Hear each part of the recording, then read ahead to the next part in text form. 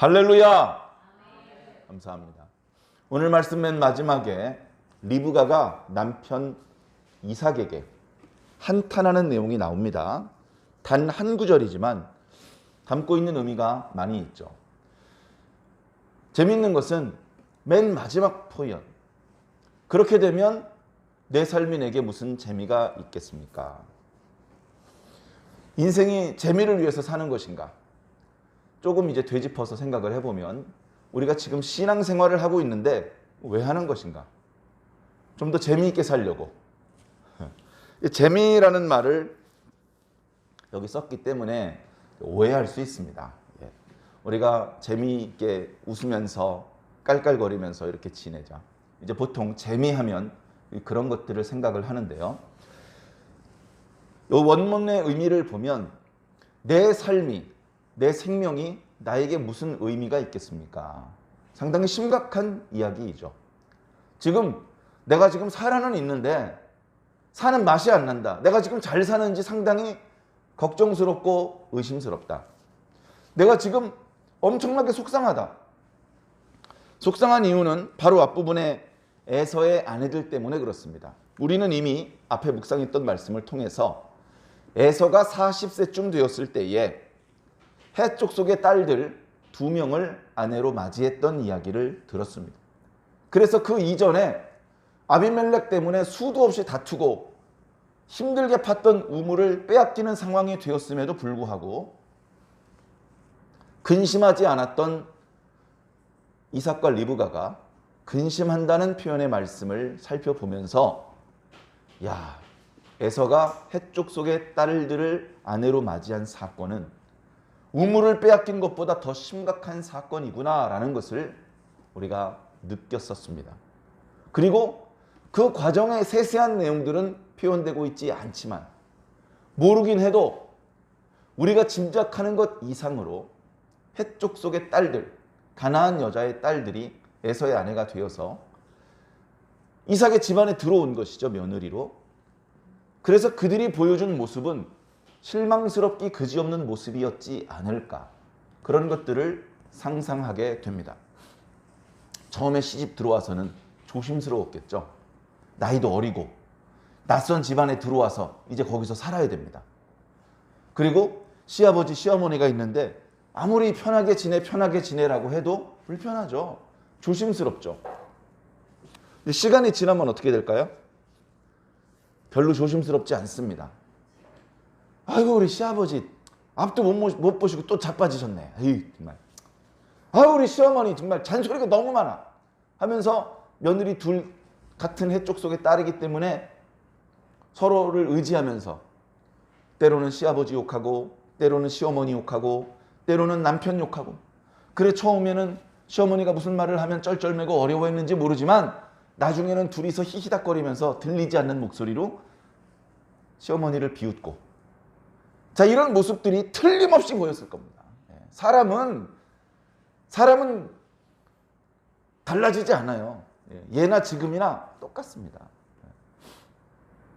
그런 모습을 볼 때 과거에 사라 같았으면 달려가서 머리끄덩이를 잡고 장막 밖으로 끌어냈을 겁니다. 사라가 하갈한테 그렇게 했잖아요. 하갈이 조금 자기를 무시하는 것 같으면 그걸 참지 못하고 끌고 나옵니다. 이거 죽여 살려 막 이렇게 다 보는 데서. 리브가는 그것을 속으로 삭혔습니다.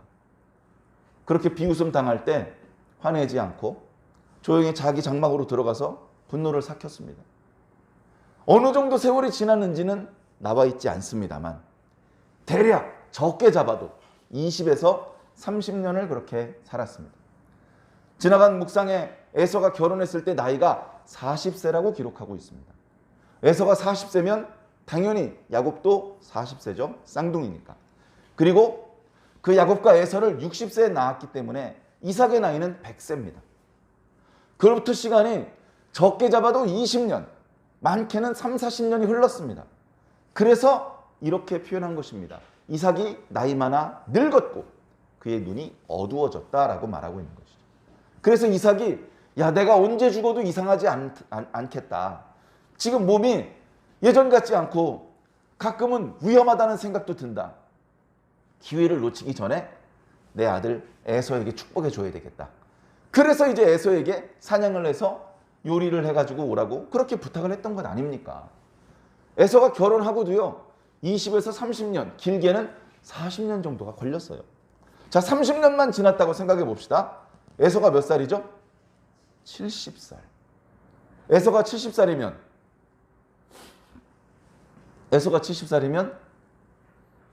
이삭은 130살입니다. 적은 나이가 아니죠. 자, 이제 그런 상황에 오늘 27장 말씀이 전개가 되고 있는 것입니다. 자, 결정적인 순간이 찾아옵니다. 인생을 살다 보면요, 결정적인 순간이 와요. 이렇게 해도 되고 저렇게 해도 되고 그런 순간이 대부분입니다. 아우 배고파. 뭐 먹지? 라면 먹을까? 짜장면 먹을까? 아무거나 먹어도 돼요. 라면을 먹으면 축복받고 짜장면을 먹으면 저주받고 그런 거 아닙니다. 그리고 아우 졸린데 잘까 말까? 자도 되고 조금 이따 자도 돼요.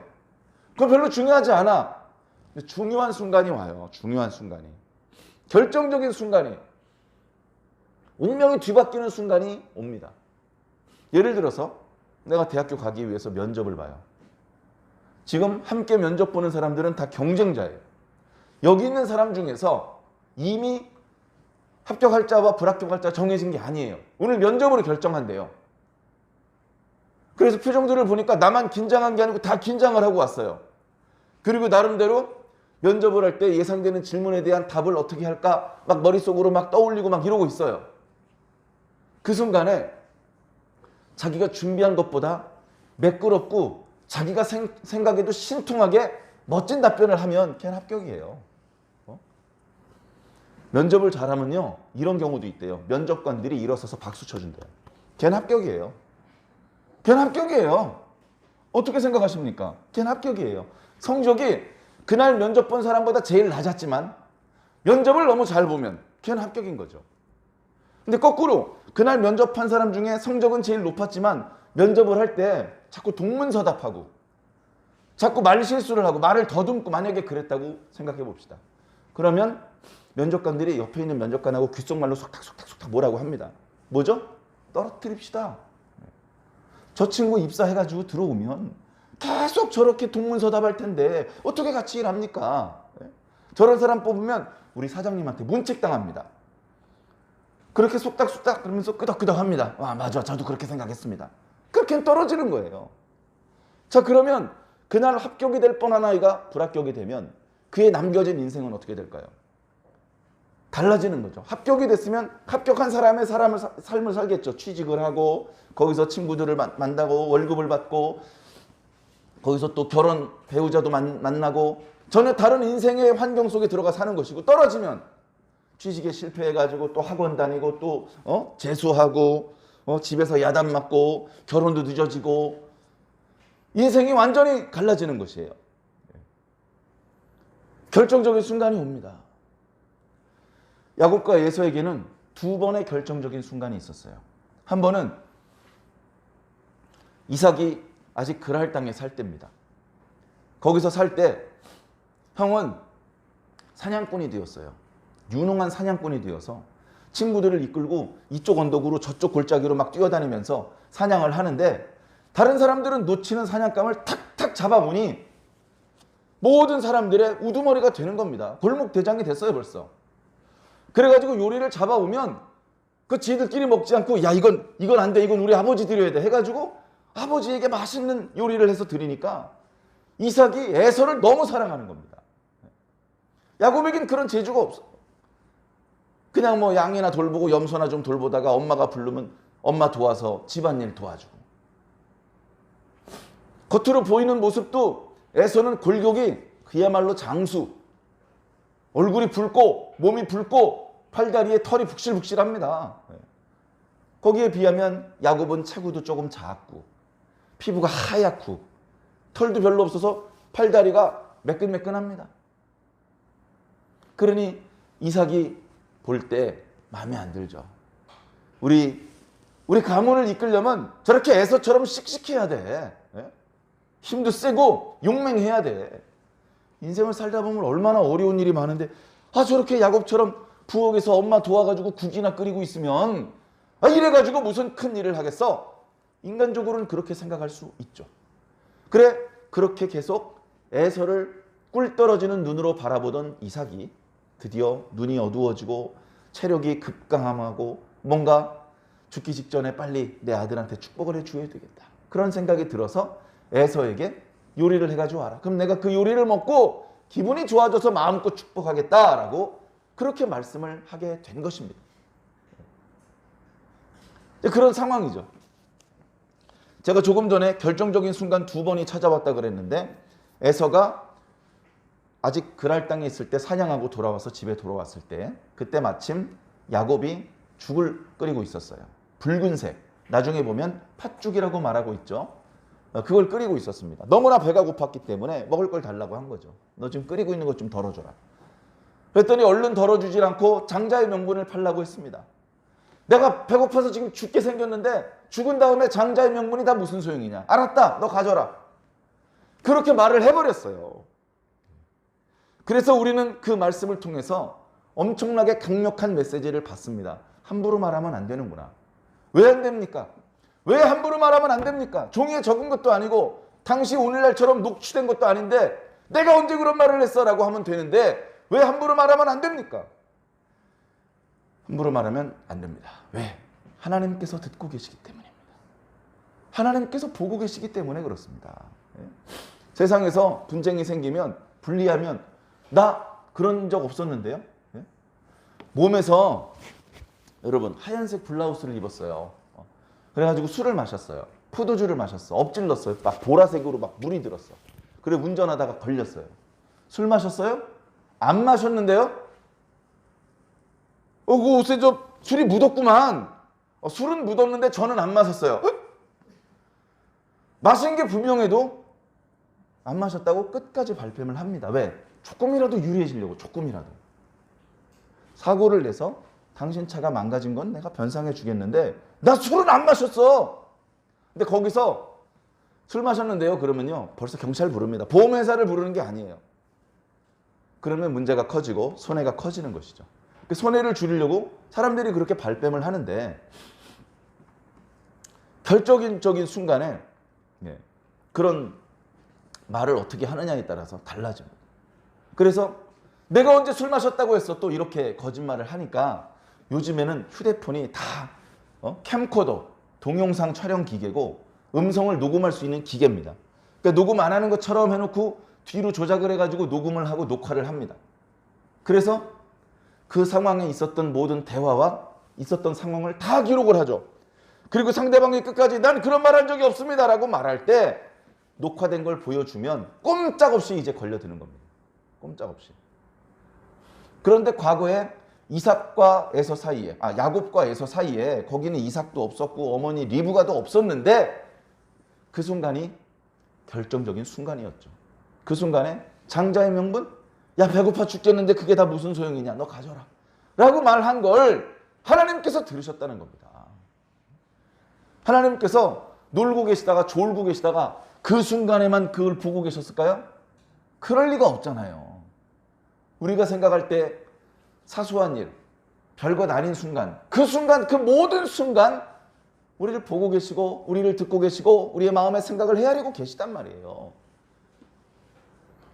에서가 그렇게 말했을 때 하나님께서 얼마나 안타깝게 생각하셨을까요? 내가 아브라함에 주었던 복을 이삭에게 주었는데 그 복을 에서는 팥죽 한 그릇만도 못한 걸로 생각을 하는구나. 에서가 그 장자의 명분을 그리고 장자의 명분과 함께 따라오는 하나님의 축복을 팥죽 한 그릇보다도 작게 여기고 있구나. 이게 이제 드러난 거예요. 그러니까 여러분 문 밖에서 복도에서는 헛기침도 하고 했다가 문 열고 들어가서 면접관 앞에서는 당당하게 무슨 이야기를 해도 또박또박하게 하면 되는 게 아닙니다. 우리가 태어나서 죽을 때까지 하나님 앞이에요. 하나님께서 보지 못하는 곳, 하나님께서 들을 수 없는 곳으로 갈 수가 없습니다. 우리는. 그러니까 우리는 그 어떤 곳에서 누구와 무엇을 하든지 그걸 하나님께서 보고 계시다는 것, 듣고 계시다는 것을 알아야 돼요. 그걸 모르면 믿음이 없는 겁니다. 영적인 감각이 없는 것이죠. 그래서 그때 장자의 명분을 팔았습니다. 야곱이 기분 좋게 팥죽하고 떡을 줬습니다. 그거 먹고 개걸스럽게 먹고 또 뛰어나갔어요. 에서는. 그리고서 이제 실제로 이삭이 하나님의 이름으로 축복을 하는 순간이 옵니다. 이 축복은 오늘 말씀에 자세히 설명되고 있는데 두 번 해줄 수가 없습니다. 이 사람한테 해주었던 축복의 내용을 그대로 똑같이 복사해서 이 사람한테 해줄 수가 없습니다. 그건 축복이 아닙니다. 불가능입니다. 하나님께서 이 사람에게 가나안 땅을 주셨으면 저 사람한테는 가나안 땅을 줄 수 없는 겁니다. 가나안 땅은 하나니까. 그런 결정적인 순간이죠. 우리가 그동안 27장 말씀 앞부분부터 자세히 묵상을 해왔지만 결정적으로 이삭에게 문제가 있어 보입니다. 이삭에게 문제가 있어 보입니다. 나이 많아 늙은 것은 어쩔 수 없지만 눈이 어두워졌다는 것은 단순히 시력이 어두워진 것만 의미하는 것이 아니기 때문에 그의 영적인 감각이 어두워진 것을 함께 의미하는 말씀이기 때문에 우리가 나이가 멀어서 시력은 감퇴가 되더라도 영적인 감각이 둔해져서는 절대로 안 된다는 그런 교훈을 얻었었습니다. 그래 이삭은 하나님의 뜻과 달리 자꾸 에서에게 축복을 하려고 합니다. 이삭은 에서를 정말로 사랑하는 것 같습니다. 에서를 신뢰하는 것 같습니다. 에서하고만 이야기를 합니다. 그런데 하나님의 역사가 하나님의 뜻대로 귀결되려고 했는지 하나님께서는 이삭이 에서를 은밀히 불러서 나눈 이야기를 듣게 하셨습니다. 리브가가 그것을 듣더니 마음이 불편해졌습니다. 아, 이거 아닌데 얘네들을 낳을 70년 전에 내가 쌍둥이를 임신했었지. 그때 하도 두 아이가 뱃속에서 다투러서 이게 어떻게 된 것이지, 뭐 잘못되는 것 아닐까? 하나님께 여쭈어 봤더니 하나님 말씀이 네 뱃속에 두 나라가 있고 두 민족이 있도다. 그런데 큰 자가 작은 자를 섬길 것이다 라고 말씀하셨었어. 그리고 실제로 출산하는 날 몸이 붉었던 에서가 먼저 태어났고 야곱이 에서의 발꿈치를 잡고 태어났었지. 발꿈치! 히브리어로 아케브라고 합니다. 아케브. 히브리어로 아케브라고 하기 때문에 거기서 야곱이라는 이름이 나온 것이죠. 아케브라는 이름을 가지고 있습니다. 이 발꿈치라는 말이. 그래서 여기다 절자를 하나 더 붙여서 이게 야곱이 된 거예요. 야코프. 그런데 이 말 속에는 또 다른 의미가 있습니다. 똑같은 글자인데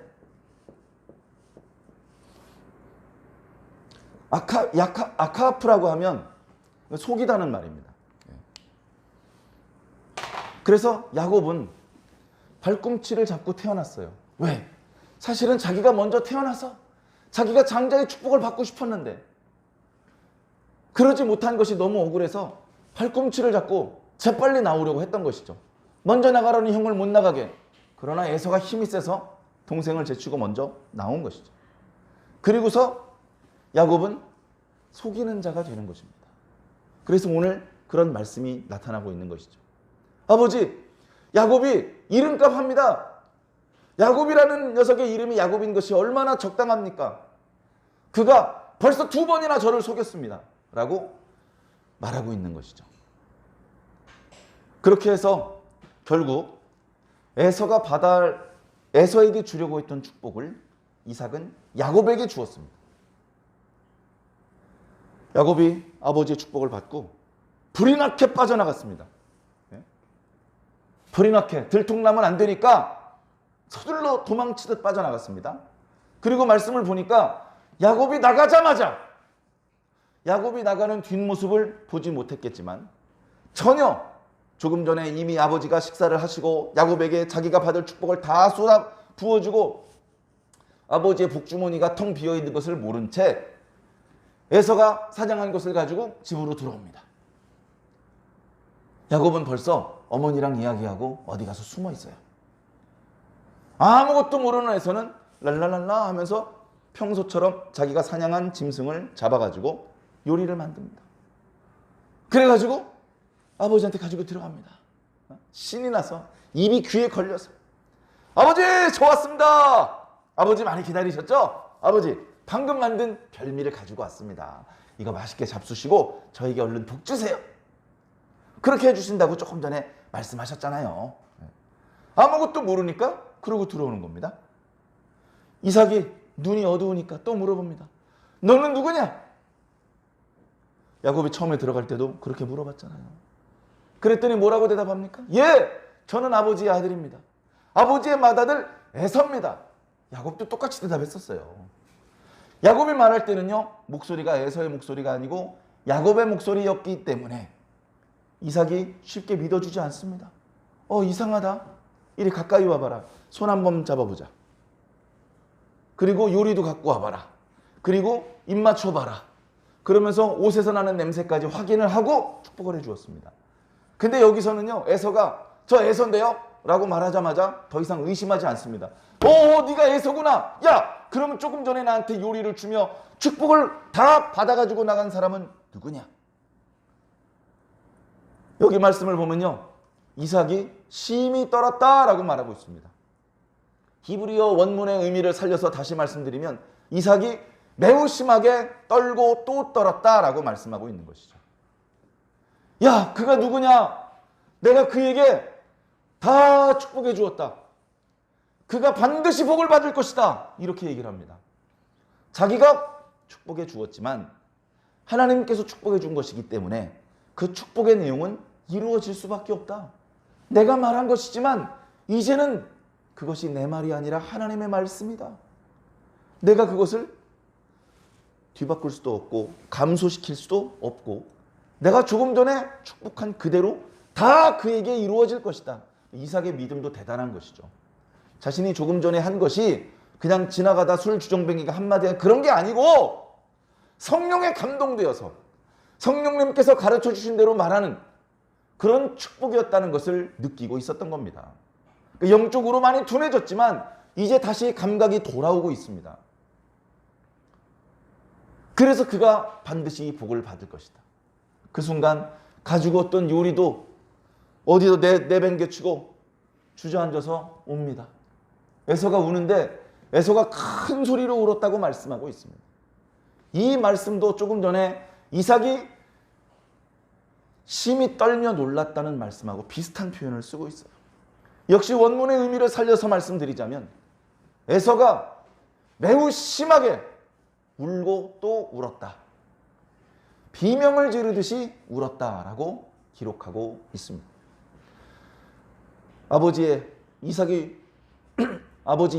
야곱에게 축복을 다 주었고 그 축복대로 야곱이 혼자서 하나님의 축복을 독차지할 것이라는 이야기를 들었던 에서가 얼마나 청천벽력 같은 말씀이며 억장이 무너지는 말씀이었겠습니까? 갑자기 나이 70세가 멀은 요즘 말로는 할아버지인데 엉엉 웁니다. 엉엉 울어요. 소리내서 아버지 저를 위해서도 축복해 주십시오. 저를 위해서 축복을 남겨놓지 않으셨습니까? 아니야. 내가 그한테 다 줬어. 왜 그랬을까요? 에서인 줄 알았어요. 에서인 줄 알았어. 에서에게 모든 민족들이 에서에게 굴복되고 동생 야곱도 에서의 종이 되도록 빌어주었단 말이에요. 그런데 그 축복을 야곱이 받았으니 이제 에서는 야곱의 종이 되는 겁니다. 그래 울고 몇 차례 하니까 이삭이 에서를 위해서 기도해 줍니다.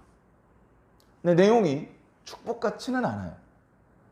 뭐라고 기도를 해줬느냐 하면 네 주소는 땅의 기름짐과 하늘의 이슬에서 멀 것이다. 조금 전에 야곱에게는 하늘의 이슬과 땅의 기름짐이 너와 함께 있을 것이다. 그래서 곡식과 포도주가 풍성할 것이라고 축복해 주었는데 에서에게는 넌 그런 거하고는 멀어. 네가 의지할 건 칼밖에 없을 것이다. 칼을 믿고 생활하게 될 것이고 결국은 아우를 섬길 것이다. 에서가 야곱을 섬기는 건 아니겠지만 에서의 민족 에돔 족속이 야곱의 후손 이스라엘 족속의 복속이 됩니다. 그리고 네가 그 매임을 벗을 때에는 그 멍에를 네 목에서 떨쳐버리지. 에돔이 나중에 매우 시간이 많이 지나서 유다 왕 여호람 왕 때 계속해서 다윗 때부터 짓눌려 살았던 그 관계를 청산하고 독립을 합니다. 근데 유다가 당시 하나님 앞에 의롭지 못하기 때문에 하나님께 징계를 받아서 유다가 축소되고 아주 약한 국가가 되어버렸어요. 에돔 족속 하나도 통제할 수 없는 입장이 되어버렸어요. 그래서 그때부터 에돔이 독립을 해버렸어요. 에돔 족속은요, 자기 조상의 애선 걸 압니다. 하나님의 축복을 독차지할 수 있었는데 야곱에게 뺏겼다는 것에 대해서 그 자손들이 그 억울함이 쉽게 사라지지 않죠. 잊어버릴만 하면 떠오르고 잊어버릴만 하면 떠오르는 겁니다. 결국 어떻게 됩니까? 에돔의 먼 후손 중에 헤롯이 결국 또 야곱의 자손들을 지배하는 그런 모양이 나타났었습니다. 그 악연이 쉽게 끝나는 게 아니에요. 자, 그 엄청난 역사의 소용돌이가 이때 이렇게 시작된 겁니다. 그것을 보여주는 것이죠. 자, 그래서 결국은 에서는 아버지의 장막에서 아무것도 얻지 못하고 나와야 했습니다. 나와서는 이빨을 갈았죠. 동생이 그전에는 그렇게 밉지는 않았습니다. 오히려 동생은 자기가 보니까 어디 길거리에 나가면 주워 터지기 딱 좋은 약골이라서 형인 자기가 보호해 줘야 되겠다. 뭐 그런 정도의 생각을 했는지 모릅니다. 그런데 자기 것을 뺏어갔기 때문에 동생이 본격적으로 미워졌죠. 얼마나 미웠냐? 죽여버리고 싶을 정도로. 죽여버리고 싶을 정도로 야곱이 미운 겁니다. 그걸 견딜 수가 없어요. 근데 내가 동생 야곱을 죽이면 우리 아버지가 분노하시겠지. 아버지가 슬퍼하시겠지. 그러면 안 돼. 그러면서 뭐랍니까? 아버지가 곡할 때가 멀지 않았어. 내가 일부러 아버지를 죽이질 않아도 아버지께서 돌아가실 날이 멀지 않은 것 같아. 그러니까 아버지가 돌아가시기만 하면 내가 이 동생놈을 죽여버리고 모든 축복을 내가 가져야지. 화가 나서 한 말이긴 하겠지만 상당히 이기적이고 상당히 비윤리적인, 만약에 이 말대로 됐으면 어떻게 되는지 압니까? 제2의 가인이 되는 거예요. 자기 동생이 하나님께 더 사랑을 받는 걸 견디지 못하고 동생을 죽이는 가인, 제2의 가인이 되는 겁니다. 자, 그런데 이게 말씀이 어떻게 흘러갈지 아무도 알지 못하는 것이, 우리는 이야기의 결말을 다 보았지만 우리는 통시적으로 성경을 보잖아요. 그러나 이때 당시에는 전혀 모르죠. 어떻게 됩니까? 형한테 얻어맞아 죽을까 봐 야곱이 멀리 하란 땅으로 도망갑니다. 물론 어머니가 알려주시죠. 그러니까 하나님께서 항상 리브가가 이 장막에 귀대보고 저 장막에 귀대보고 엿듣는 생활을 하게 하신 것은 아닌데 마침 이 결정적인 순간에 하나님께서는 이삭이 에서하고 나오는 그 은밀한 이야기를 엿듣게 하시더니 지금은 에서가 화가 나가지고 내가 아버지 돌아가시면 동생 놈을 죽여버려야지, 이렇게 혼잣말로 궁시렁거리는 것을 또 듣게 하십니다. 하나님의 역사예요. 그 얘기를 듣고서 가만히 내버려 두면 아들 둘을 잃겠습니다.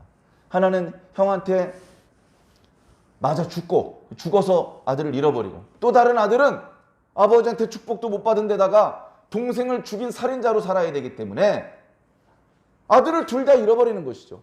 나이가 100세가 다 됐는데 아기를 더 낳을 수도 없고 남편은 죽을 날이 다 됐는데 여기서 내가 아들 둘을 다 잃어버리면 안 되겠다. 그러니 야곱아, 너 하란으로 가라. 거기 내 오라버니 라반이 있어. 지금은 우리 오빠가 그쪽에 대장이야. 오빠 밑에 들어가서 며칠 있다 와. 며칠. 몇 날 좀 숨었다가 에서의 분노가 가라앉으면 내가 사람을 보내서 너를 부를 테니 그때 다시 내려와라. 이렇게 이야기를 했습니다. 며칠 있다 올 줄 알았죠? 20년 걸렸습니다. 20년 후에 내려와 보니 피눈물이 나게도 어머니 리브가는 돌아가셨습니다. 에서가 아버지 돌아가시면 동생놈 죽여버려야지 했는데 야곱이 돌아왔는데 이삭은 아직도 안 죽었습니다. 그런 상황이 펼쳐질 줄 미리 알았습니까? 하나님의 역사는요, 어떻게 전개될지 몰라요. 구체적인 모습이 어떤 모습이 될지는 몰라. 그러나 결국은 하나님의 뜻대로 역사가 이루어집니다. 결국은 하나님께서 말씀하신 대로 큰 자가 작은 자를 섬기게 되었습니다. 하나님께서 아브라함에 주셨고 그것이 이삭에게 계승되었는데 그 하나님의 축복이 에서에게 갈 뻔했는데 그것이 하나님의 뜻이 아니어서 그랬는지 야곱이 결국 그 모든 것들을 계승하게 되었습니다. 창세기 27장 말씀은 쉬운 말씀은 아닙니다. 해석이 어려워서 어렵다는 뜻이 아니고요. 이 말씀 속에서 우리가 어떤 교훈을 받을 것인지에 대해서 잘 생각해 보아야 하기 때문에 어려운 것입니다. 역사는 승자의 역사다, 그런 말을 합니다. 승자의 역사다. 삼국 통일을 했는데 고구려 백제 신라 중에 그냥 고구려가 삼국 통일을 했으면 좋을 뻔했는데 신라가 삼국 통일을 하는 바람에 청천강 이북 땅을 전부 다 빼앗겼다. 그리고서 우리나라는 한반도 중남부로 축소되었다. 이제 그런 이야기들을 합니다. 그러면서도 신라는 다 잘했다. 신라 잘못한 거 하나도 없다. 저 백제놈들, 고구려놈들이 문제가 많았다. 이런 식으로 합리화시키고 승자인 신라 중심으로 역사를 써내려갑니다. 그게 대표적으로 삼국사기죠. 신라를 중심으로 모든 역사를 바라보는 거예요. 그러면서 신라가 잘못한 것은 기록하지 않습니다. 신라가 잘못한 것은 잘한 것으로 바꾸어서 기록합니다.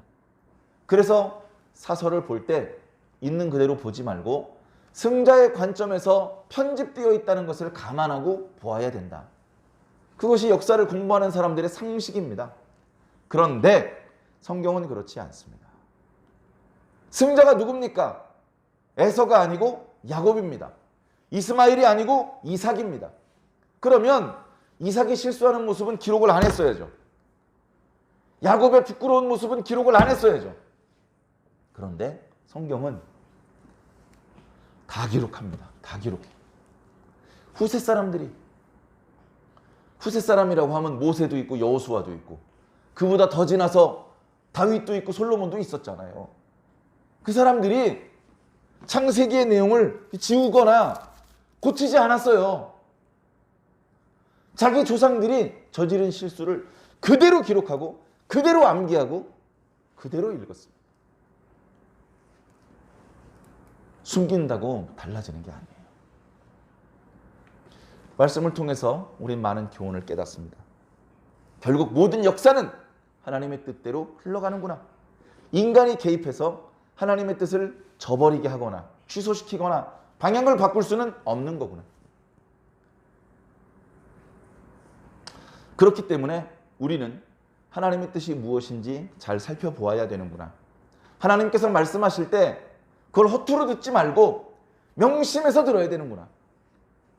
그 말씀이 하나님의 입술에서 선포되었던 그 말씀이 구체적으로는 어떤 모양으로 이루어질지까지는 잘 모릅니다만 그 말씀을 명심하고 있으면 하나님의 뜻을 벗어나지 않을 수 있고 말씀이 구체적으로 이루어질 때 이게 지난번에 말씀하셨던 바로 그것이구나.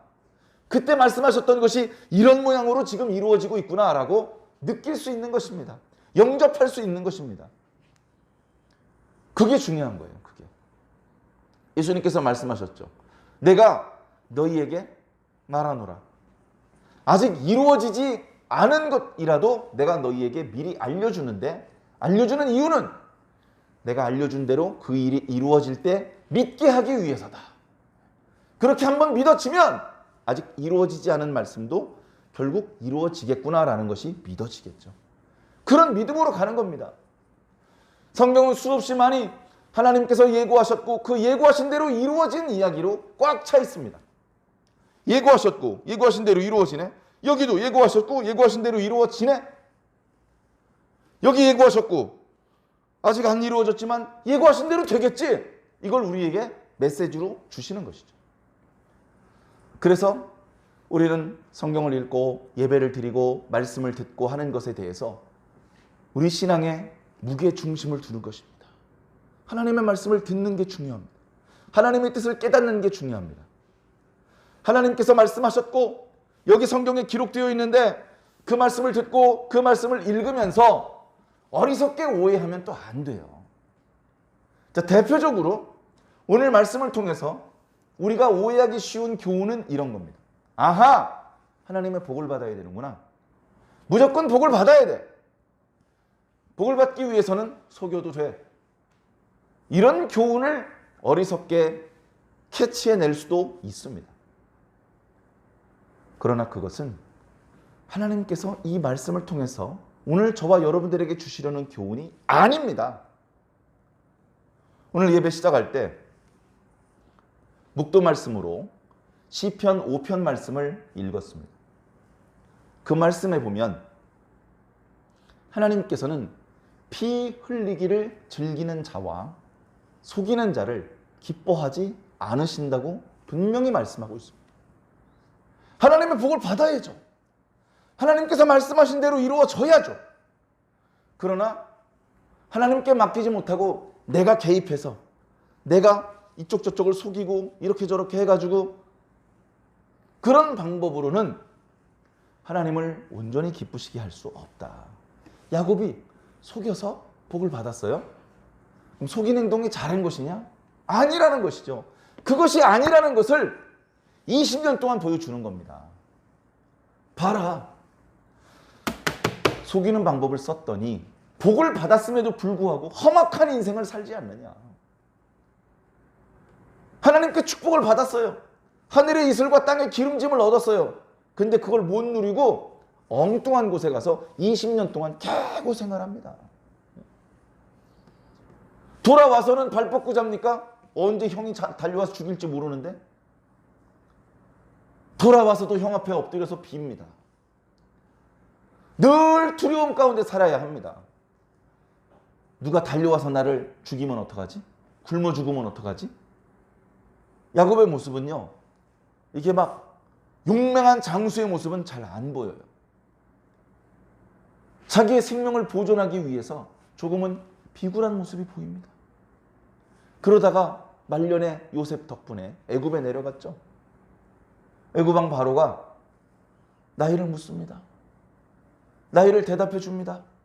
그런데 뭐라 그럽니까? 험악한 세월을 살았다. 험악한 데는요, 가면 안 됩니다. 하란에 있었던 20년만 험악한 게 아니었어요. 이날 아버지를 속이고 형을 배반하고 나이 60인지 70인지 그 나이에 개나리 보찜 하나 지고 나간 이후로 죽는 날까지 계속해서 험악한 인생이었습니다. 속이는 방법은 결코 하나님 기쁘시게 할 수가 없어요.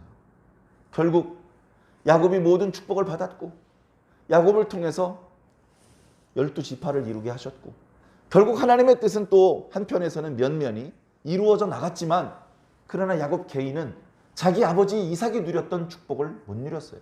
이삭은 별로 근심하는 일 없이 자기 아버지 75세 장사 지내고서 105년 동안을 평안하게 살았습니다. 하나님께서 한순간도 이삭을 떠나지 않으셨고 이삭에게 계속해서 복을 주셨어요. 이삭은 그 하나님께서 주셨던 약속하셨던 가나안 땅 밖으로 나간 적이 없어요. 아브라함도 애굽에 갔었고 야곱도 하란에 갔다 왔는데 이삭은 계속 그 땅에서 승승장구할 수 있었습니다. 어쩌면 야곱이 이런 무리수를 두지 않았더라면 야곱도 계속해서 그 가나안 땅에서 평안하게 행복하게 살 수 있을 뻔하였는데 그것은 우리가 또 알 수 없죠. 말씀을 통해서 오늘 우리 각자의 삶을 돌아보시기를 부탁을 드립니다. 우리는 지금 현재 어떻게 살고 있나? 우리는 지금 하나님의 뜻에 맞게 살고 있나? 하나님께서는요, 결과도 중요하게 생각하지만 과정도 중요하게 생각하십니다. 과정이 잘못되었다면 결과가 좋을 수가 없는 것이죠. 결과가 좋았다면 과정도 분명히 좋았던 것입니다. 하나님께서는 과정을 중요하게 생각하십니다. 사랑하는 성도 여러분, 지금 우리는요, 과정에 있습니다. 결과는 뭐죠? 우리 모두가 소망하는 결과는 하나님의 나라에 꼴이 나는 것입니다. 그죠? 일단 꼴이 나면 거기선 1등인지 2등인지가 중요하지 않아요. 거기 들어가냐 안 들어가냐가 중요한 거예요. 그죠? 종종 예를 들어 설명했던 것처럼 국가 자격증 시험을 보면 보통 필기 시험이 60점이 커트라인입니다. 60점을 넘으면 합격이에요. 그리고 58점부터는 불합격입니다. 몇 점으로 불합격했는지 중요하지 않아요. 그냥 합격이냐 불합격이냐가 중요한 거예요. 60점으로 합격하나 100점으로 합격하나 똑같습니다. 더 상 주는 거 없어요. 하나님 나라에 들어가는 게 중요한 겁니다. 그런데 중요한 건 뭐죠? 그런 결과는 하나인데 과정이 다 다릅니다. 제가 거쳐가야 되는 과정이 따로 있고 여러분들이 겪어야 되는 과정이 다 따로 있습니다. 이미 상당한 과정을 지나왔는지도 모릅니다. 그러나 앞으로도 과정이 많이 남겨져 있습니다. 이삭이 나이 140세에 눈이 어두워서 죽을 줄 알고 자기 아들에게 복을 주었는데 이삭은 그 이후로도 40년을 더 삽니다. 40년을 더 살아요. 이삭이 야곱이 낳은 12아들을 다 봅니다. 자기 손주 12명을 다 봐요. 그리고서 야곱과 에서가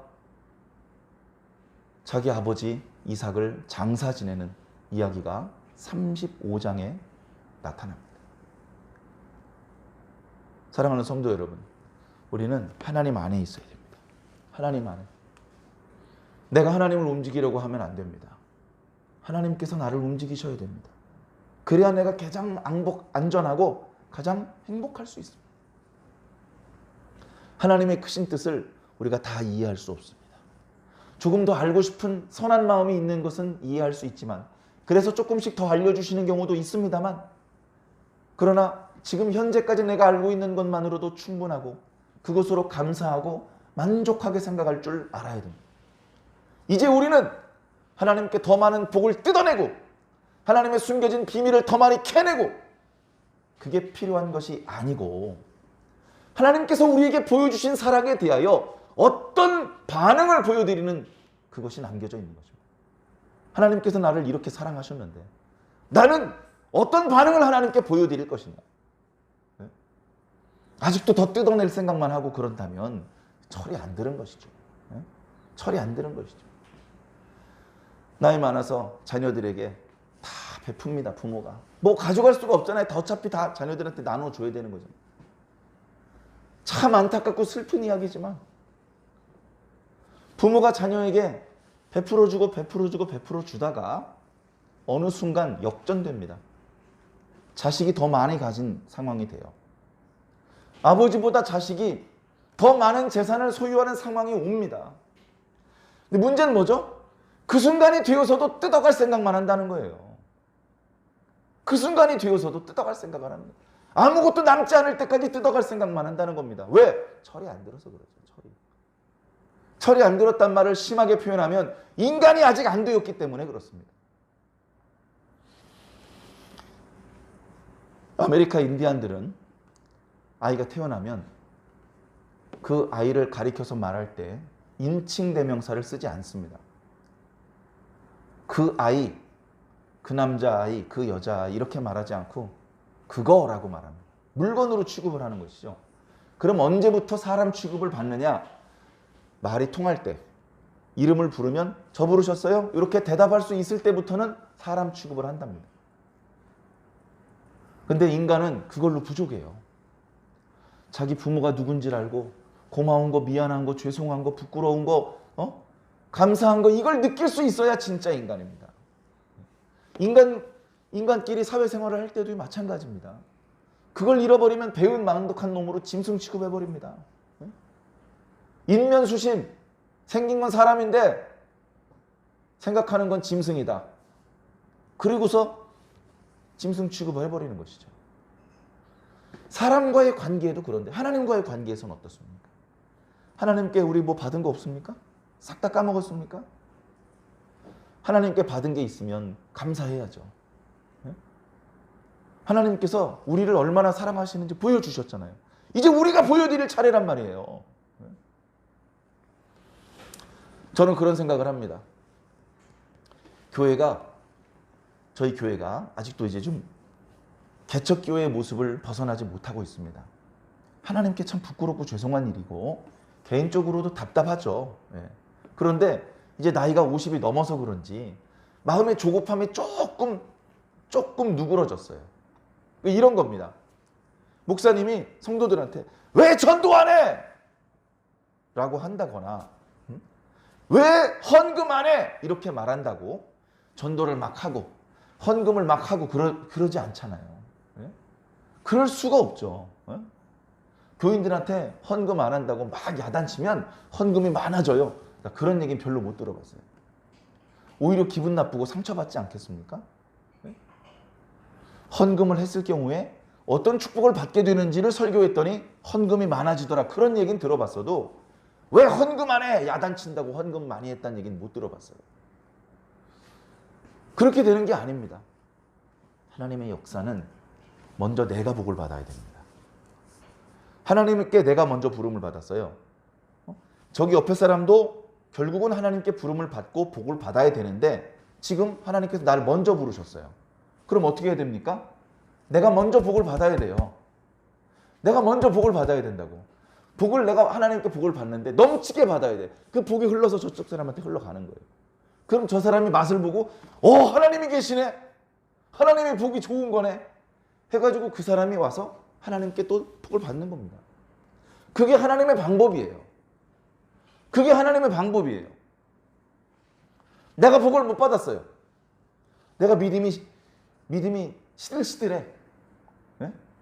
내가 믿음이 흔들려.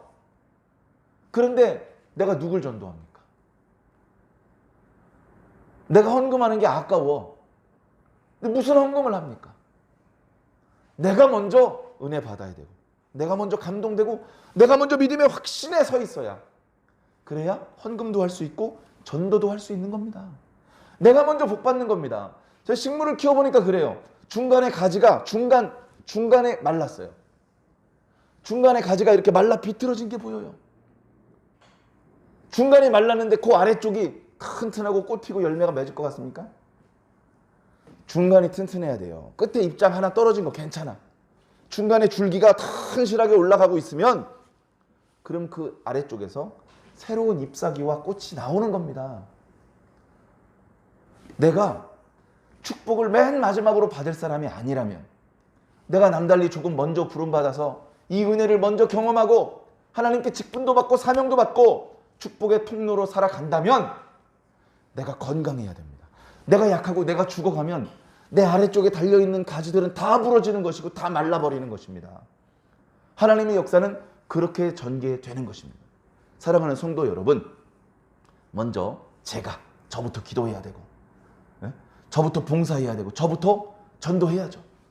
그리고 저와 함께한 여러분들이 같은 마음으로 하나님을 섬길 때 하나님께서 우리에게 보여주신 그 은혜에 보답하고 하나님께서 우리에게 보여주신 사랑에 반응을 할 때 그럴 때 하나님께서 크게 기뻐하실 것입니다. 하나님께 복을 받기 위해서 혹시라도 야곱처럼 속이는 방법을 쓰지는 않으시기를 바랍니다. 정직한 방법을 써도 얼마든지 방법이 있고 길이 있습니다. 말씀을 통해서 우리에게 주시려는 교훈을 오해 없이 있는 그대로 받아들이시고 그 말씀의 인도를 잘 받아서 지금 현재 우리의 신앙을 알차게 그래서 하나님을 기쁘시게 하고 우리 모두가 소망하는 하나님의 나라에 모두 당도하시기를 예수 그리스도의 이름으로 간절히 축원합니다.